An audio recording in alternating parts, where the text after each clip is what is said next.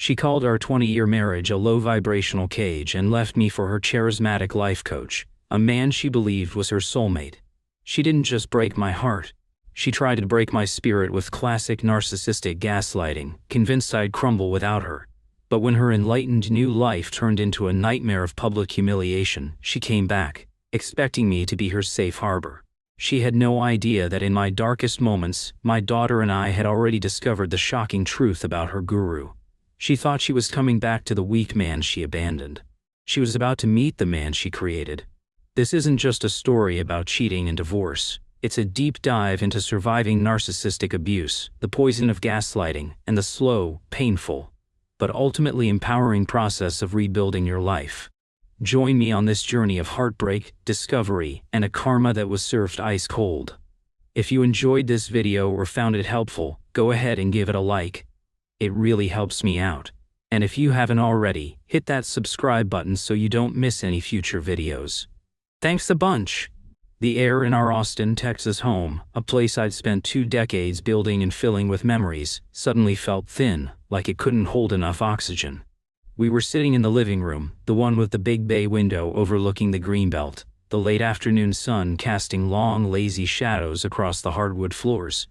It was a perfectly normal Tuesday, or so I thought. "Michael," Isabella began, her voice having that serene, almost detached quality she'd perfected over the last year. It was the voice she used after her mindfulness retreats or sessions with him. "Julian," her so-called spiritual guide. "I need to speak my truth. It's the most authentic thing I can do for my journey. I was a 48-year-old software architect, ideal in logic, in systems, in cause and effect. Speaking your truth sounded like corporate jargon had a baby with a yoga mat. I just nodded, a knot of dread tightening in my stomach. I'd felt this distance growing between us for months, a cool, sterile gap that no amount of effort on my part could seem to bridge. Our journey together has reached its natural conclusion," she continued, her hands resting calmly in her lap. She looked beautiful, annoyingly so. At 46, she was radiant, a testament to expensive skincare, organic diets, and a life where she delegated most of life's mundane struggles to me. "Julian has helped me see that I've been living in a low-vibrational cage. I've been dimming my own light to make you comfortable." I stared at her, my brain struggling to process the words. Low-vibrational cage, dimming her light? For 21 years, my entire world had revolved around making sure her light shined as brightly as possible. Her art gallery openings, her charity fundraisers, her endless projects of self-discovery. I was the silent partner, the stable foundation, the one who paid the mortgage and made sure the kids had their dental appointments, so she could be Isabella. "What are you saying, Izzy?" I asked, my voice barely a whisper. "I'm saying," she said, finally meeting my eyes with a look of profound, almost pitiful sympathy, "that Julian and I have a soul connection. It's on a different energetic plane. He sees me, the real me, and I'm moving in with him. I'm choosing my authentic self, Michael. I hope in time you can see this as a gift for you too, a chance for you to finally grow." The floor didn't just fall out from under me. The entire universe imploded. It wasn't just the affair, it was the delivery. There was no apology, no remorse. It was a press release. She was announcing a corporate merger of souls, and I was being graciously divested. This was a classic Isabella move, something my therapist would later call narcissistic framing. She wasn't the villain who cheated on her husband. She was the courageous hero of her own story, embarking on a noble quest. The implication was clear. If I was hurt, it was because I was unenlightened, not because I had been catastrophically betrayed. It was textbook gaslighting. I felt a hot, prickling sensation behind my eyes. For how long? She had the decency to look away for a second. The emotional and spiritual connection has been building for about a year. The physical, for about 6 months. 6 months. 6 months of her coming home late from workshops, smelling of sandalwood and smugness. 6 months of me making excuses for her, telling myself she was just stressed. 6 months of me trying harder, suggesting date nights she'd turn down with a sigh, as if my attempts to connect were a chore. I had been living in a lie, a carefully constructed stage play where I was the only actor who didn't have the script. My brain flashed through 1,000 moments, Me, staying up late to help our son, Leo, with his calculus homework while she was at a gong bath meditation. Me, taking our daughter, Chloe, to her college interviews on the East Coast because Isabella had a very important silent retreat in Sedona. I hadn't just been a husband. I'd been the logistical and emotional CEO of a family she treated like a part-time passion project. This was the ultimate expression of our codependent dynamic. I enabled her self-absorption by constantly picking up the pieces, and in return, I got to exist in her orbit. So that's it. I finally managed to say, the words feeling like shards of glass in my throat. 21 years, 2 kids. You just download a new operating system and I'm a legacy bug you need to delete. A flicker of annoyance crossed her face. Please don't be so crude, Michael. This isn't about technology, it's about energy. My energy can no longer be contained here. I've packed a bag. It's in the car. Of course, she had. The efficiency of it was brutal. She hadn't come to discuss, to confess, to work through anything. She had come to announce. I just stared at the floor, the pattern of the Persian rug we'd bought on our anniversary trip to Turkey 10 years ago swimming before my eyes. I couldn't breathe. A wave of nausea and vertigo washed over me. I think I started to make a sound, a guttural, wounded noise that was half sob, half choke. "Oh, Michael, don't," she said, her voice softening into that patronizing tone a parent uses on a hysterical child. She reached out and patted my shoulder. It was a gesture so devoid of warmth it felt like an insult. "This is a necessary part of the process. The ego is dying, it's painful, but what emerges will be pure." That was it. That was the line that broke me. My love, my life, my family, all reduced to a casualty of her process. My pain was just her ego's death rattle. I stood up, my legs shaking. "Get out." She looked genuinely surprised, her serene mask slipping for a moment. "What? Get out of my house," I said, the words coming out with a force that shocked even me. For the first time in 21 years, I wasn't managing her emotions. I wasn't trying to find the right words to soothe her. I was setting a boundary, even if it was a ragged, desperate one. This was the first tiny step out of my state of learned helplessness. She stood, grabbing her ridiculously expensive tote bag from the chair. "I see you're not in a place to understand this right now. You're reacting from a place of fear and lack. When you're ready to engage with this from a higher consciousness, you know how to reach me."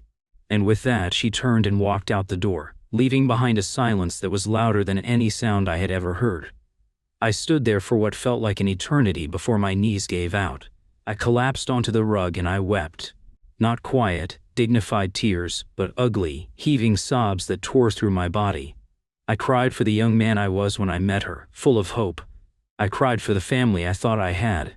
I cried for the fool I had been, loving a woman who saw me as a cage. That's how my 19-year-old daughter, Chloe, found me an hour later when she came home from her part-time job at a bookstore on South Congress. She didn't say anything at first. She just came in, dropped her keys and knelt on the floor beside me, wrapping her arms around my shaking shoulders. Her presence was a solid, warm anchor in the swirling chaos of my mind. "She left, didn't she?" Chloe said softly, her voice thick with an anger I wasn't capable of feeling yet. I could only nod, my face buried in her shoulder. "With the human aura polisher?" she asked, her term for Julian dripping with sarcasm. Chloe had never bought into his act. She'd seen him for the charismatic fraud he was from day one, calling him Discount Rasputin. I nodded again. "Okay, Dad," she said, her voice firming up. "Okay. We're going to be okay. I'm calling Uncle David." My brother, David, was my opposite in every way. He was a construction contractor from Houston, a man who believed in concrete, steel, and speaking your mind bluntly. He arrived 3 hours later, having broken every speed limit, and walked in to find me still in a daze on the couch, wrapped in a blanket Chloe had given me. He took one look at me and said, "All right. First things first, we're changing the locks. Second, you're calling a lawyer tomorrow. Not just any lawyer, the best divorce attorney in Austin. A real shark. Third, I'm staying for a few days. You're not going through this alone." In the days that followed, I was a ghost in my own home. David and Chloe took over. They made sure I ate. They fielded calls from concerned friends, giving them a sanitized version of events. They were a fortress, protecting my fragile state. My son, Leo, who was away at UT Dallas, drove home for the weekend. his face a storm of confusion and fury at his mother. The kids were united. Their anger was a shield for my grief. Then, a week after she left, the call came. It was late, almost midnight. I saw Isabella on the caller ID, and my heart hammered against my ribs. It was a Pavlovian response, a jolt of the trauma bond that still connected me to her. A part of me, the weak, codependent part, hoped she was calling to apologize, to say it was all a mistake. I answered. Hello? It wasn't her serene, enlightened voice. It was the raw, ragged sound of someone who had been crying for hours. Michael, you have to help me. What's wrong? I asked, sitting up straight. It's Julian, she sobbed. He told me I needed to purge my material attachments to fully commit to our spiritual path. He wanted me to sell my car and give him the money. He wanted me to add his name to my bank accounts as a sign of energetic trust. My blood ran cold. When I hesitated, she continued, her voice cracking. He said I wasn't ready. He said my poverty consciousness was polluting his aura and that I had to leave. He said I was just another lost soul clinging to the material plane. He threw my bags out onto the street, Michael. I'm at a motel off I-35. It's disgusting. Can I please come home, just for a little while until I figure things out? I made a terrible mistake.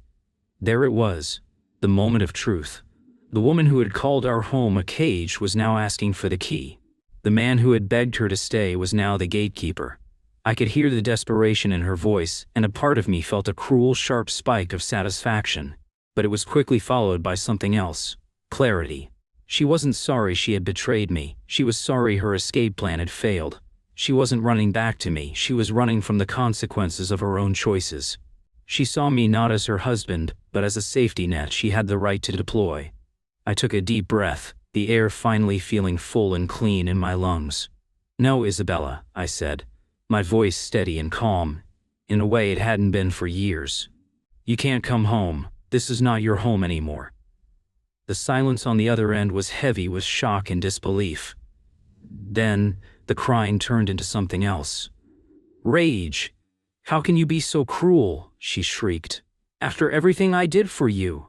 I gave you the best years of my life. I'm your wife. You're just doing this to punish me. The gaslighting was back, reflexive and desperate, but it had lost its power. The spell was broken. No, Izzy, I said, feeling a strange sense of peace settle over me. I'm not punishing you. I'm protecting myself. You made your choice. You wanted to be on a different energetic plane. Well, you're on it. You just have to figure out how to navigate it yourself. Goodbye. I ended the call before she could respond, and then I did something I hadn't done in 21 years. I blocked her number. I blocked her on every social media platform. It felt like severing a gangrenous limb. It was painful, but it was necessary for survival. I sat there in the dark, the silence of the house no longer feeling like a void, but like a space. A space that was finally, completely mine. I didn't know what the future held, but for the first time in a very long time, I felt like I was the one who would get to decide.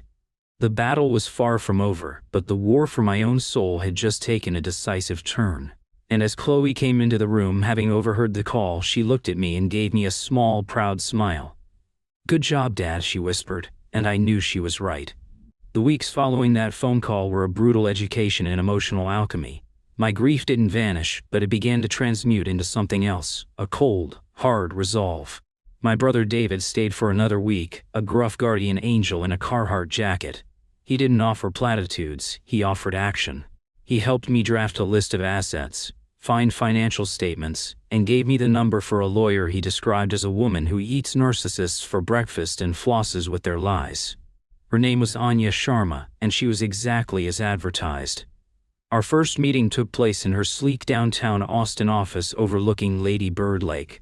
I spent an hour laying out the whole sordid story, the 21 years of my codependency, Isabella's escalating self-absorption, her affair with Julian, and her delusional departure. I detailed her last desperate phone call and my refusal. Anya listened without interruption, her expression unreadable.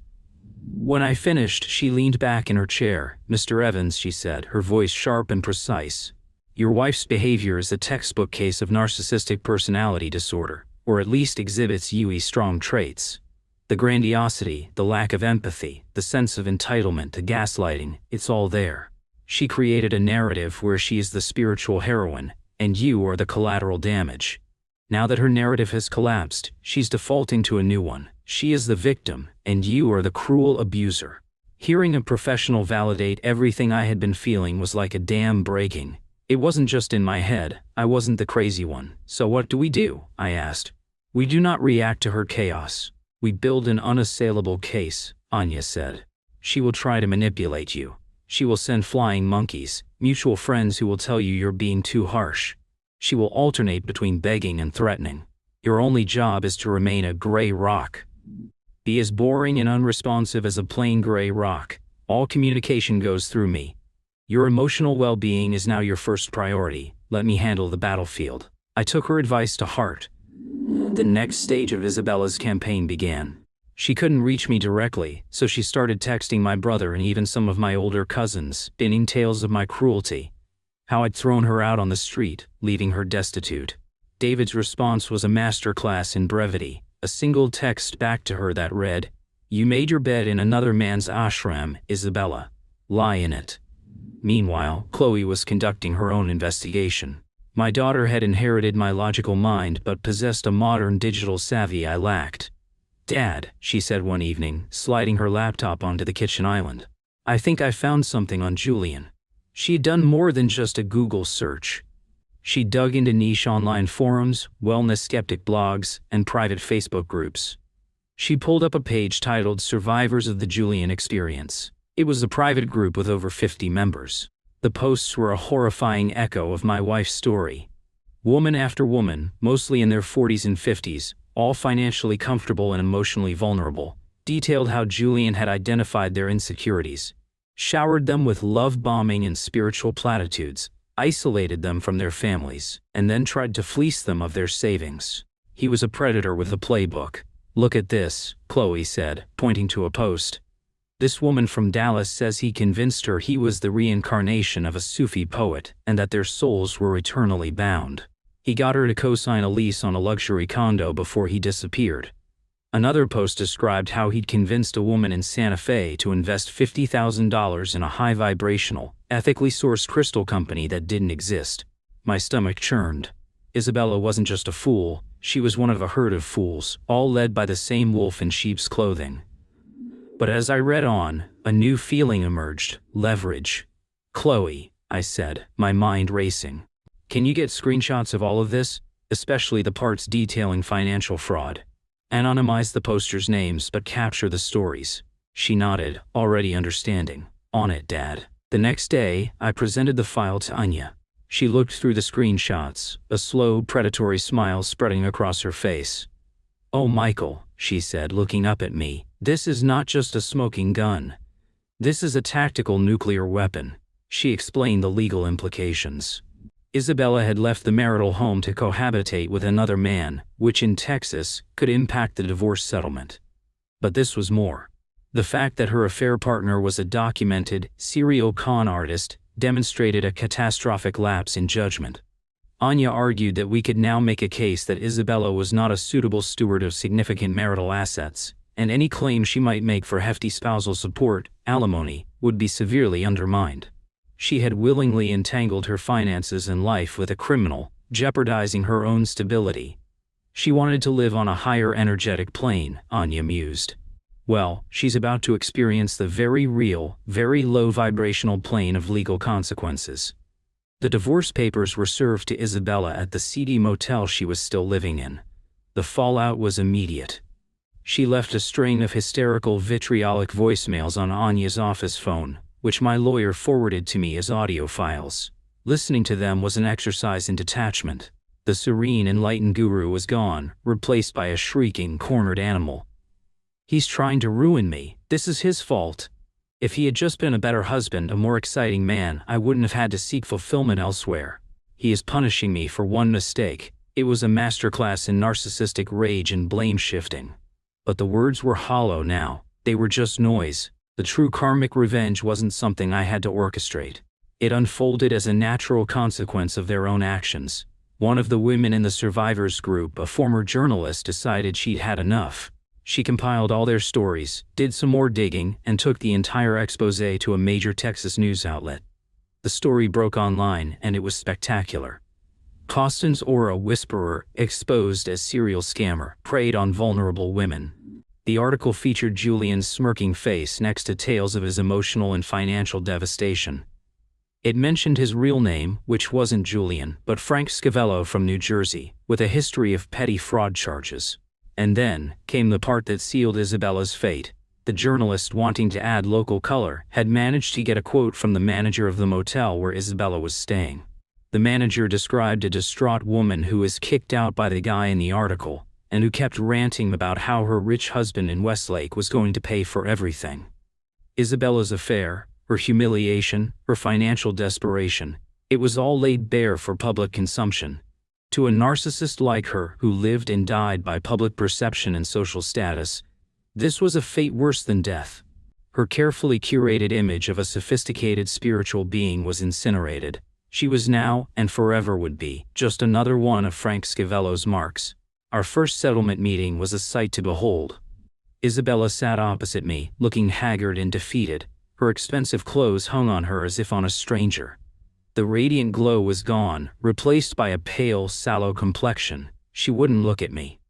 Her lawyer, a flustered-looking man who was clearly out of his depth, started with a list of demands for half of everything, including significant, long-term spousal support.